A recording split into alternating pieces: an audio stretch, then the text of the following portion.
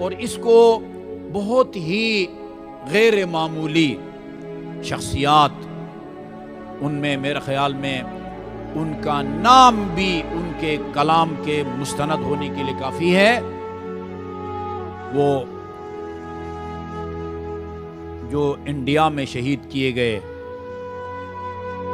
قاضی نور اللہ شستری، 37 سال کی عمر میں اس دن ایک ایرانی عالم دین کی تقریر سن رہا تھا، ایسی مشہد میں امام رضا علیہ السلام کی زیارت کر کے صحن میں بیٹھے ہوئے تھے۔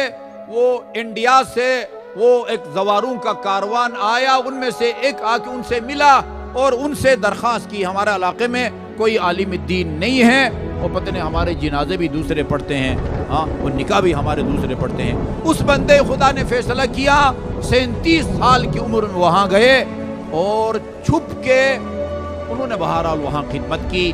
یہ پڑھنے کے قابل ہے ان کی تاریخ، کس کامیابی کے ساتھ انہوں نے مکتبہ اہل بیت کی وہاں تبلیغ کی، ترویج کی، اور آخر میں انکشاف ہونے پر کس بے دردی سے ان کو شہید کیا گیا۔ لقب ان کا شہید ثالث ہے، شہید ثالث مستقل کتاب ہے، ان کی کتاب ہے 10 جلدوں پر مشتمل، احقاق الحق، احقاق الحق۔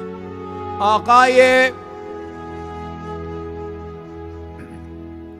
جن کی مرعشی رضوان اللہ تعالی علیہ، انہوں نے 10 جلد کتاب کی 33 جلد شرح لکھی ہے۔